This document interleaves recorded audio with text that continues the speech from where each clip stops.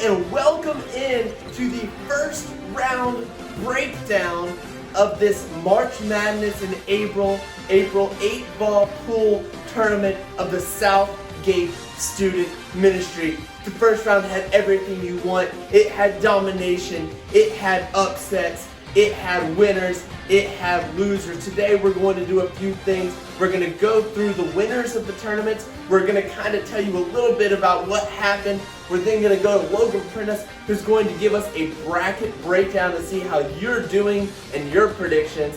And then we're going to go and we're going to have some interviews with the losers. So stick around for the entire thing. You don't want to miss any of what we have going on today. Also, in way of reminder, don't forget that the second round is taking place on April 9th through 10th. So that's tomorrow and the following day. And on the 10th, we will have another Elite 8 breakdown of what took place throughout the tournament. So let's go ahead and get on in. This is what the bracket looked like as we started out yesterday. A bunch of people who had hopes, who had dreams, but only 8 of them would survive and continue on until the next round. We're going to start here in the top left and work our way down on the left side, and then we're going to come over here to the top right and work our way down on the right side. So let's get right in. The first matchup between Grant Spears and Garrett Hickson doesn't shock any of us. The number 1 seed, Grant, absolutely destroyed Garrett,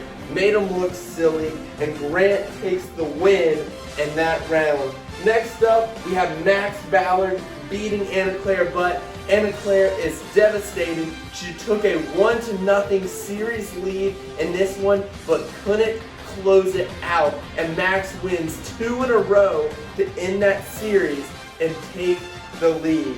Our next between Elizabeth and Chloe, the rookie did not stand a chance, and Elizabeth Cadle takes the win in that one. But she's going to have tough competition because she's going to have to go up against Colton Hickson. Now, later we're going to have an interview with Abigail Britt as well as Anna Claire Butt on how they felt about their losses. And I can tell you what, I'm sure they're not feeling great. Next up in the top right, we have number 1 seed Jackson Lee taking on Wesley Jones. And the upset took place here.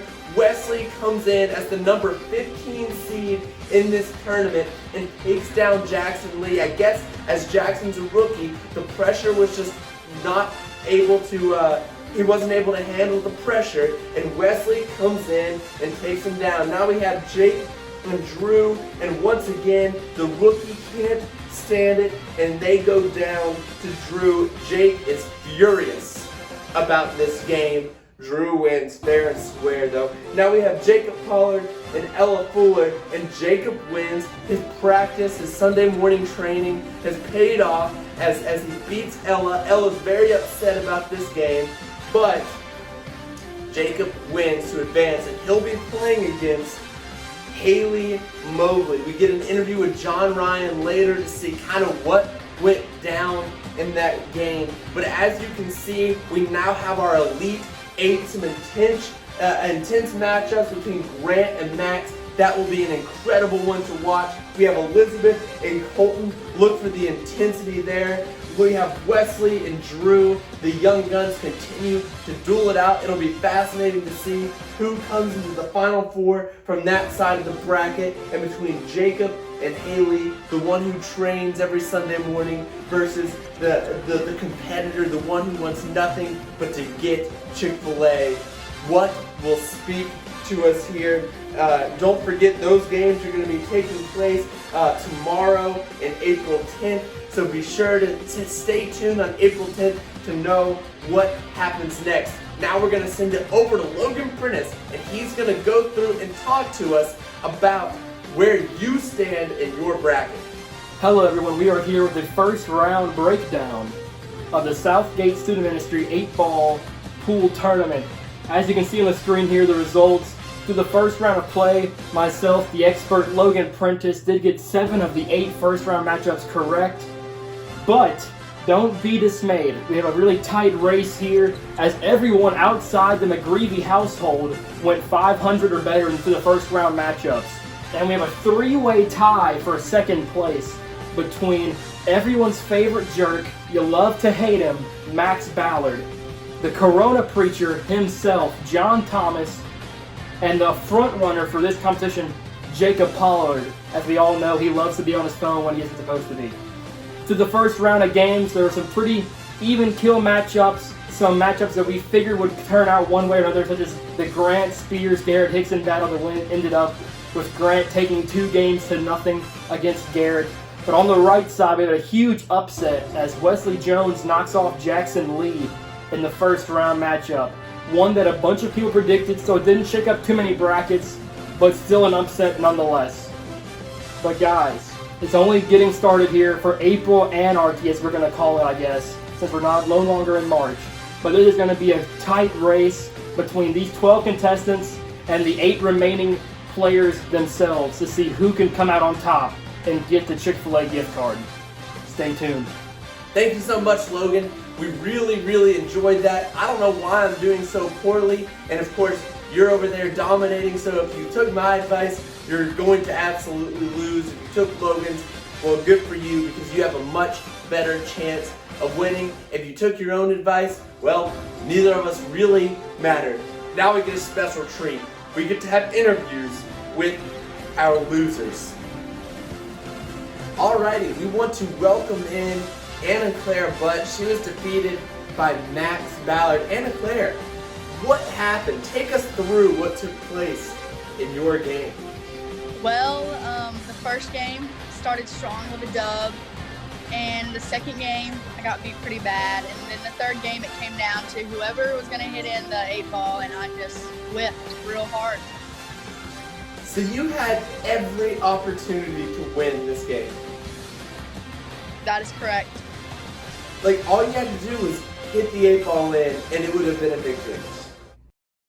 That's true, yes. That's it. Wow, how did you feel after your loss?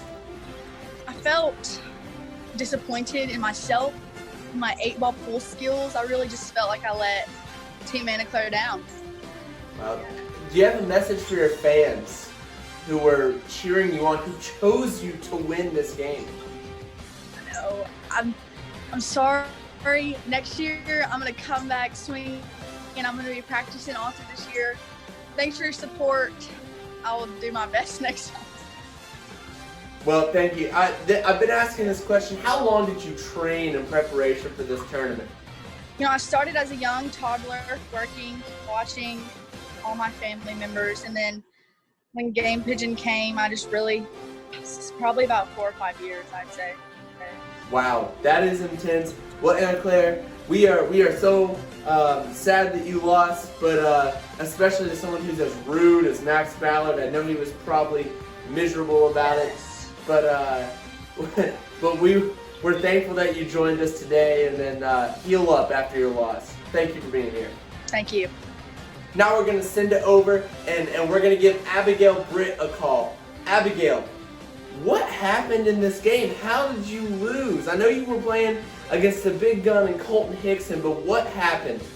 I don't know. I started off strong, and things just went downhill from there. I was getting confident, and I was feeling good, and then I lost. Now I know that you were playing. You had a lot of fans cheering for you. Do you have a message for your fans about this game?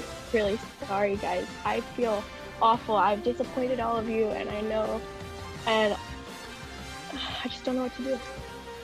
Now, how long approximately did you train to be ready for this tournament?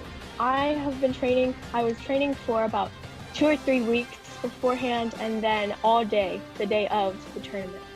Wow, that is dedication. That's Olympic level dedication if I've ever heard of it. Well, Abigail, thank you so much for joining this interview. We hate that you lost.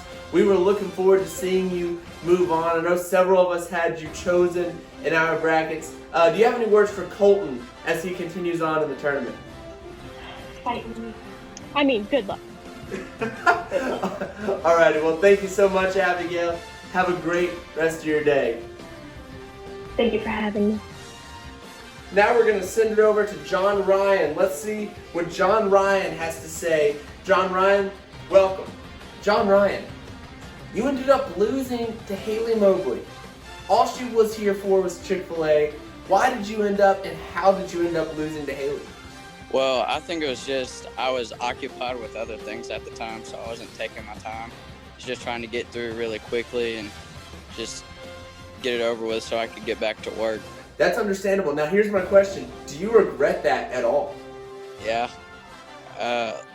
Not too much, just because my dad would have killed me if I didn't do the work that I was doing. But at the same time, I wish I could have won because I really like Chick-fil-A. Okay, that's a fair point. That's a fair point. So you had something else prioritized. Haley, on the other hand, did not have something prioritized, so she ended up defeating you. If you had to go back and look at a mistake you made during the game, what made it so you lost? Was there? I know you said you weren't paying attention. Do you remember a specific shot where you just were like, oh man, that ruined your opportunity?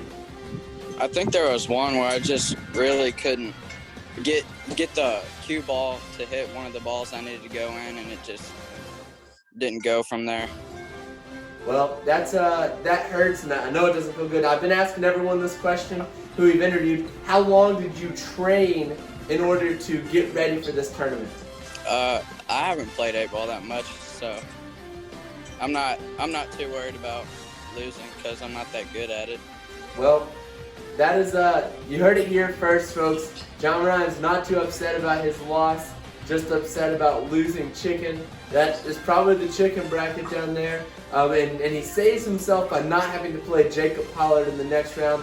But John Ryan, we're thankful that you got to be a part of it.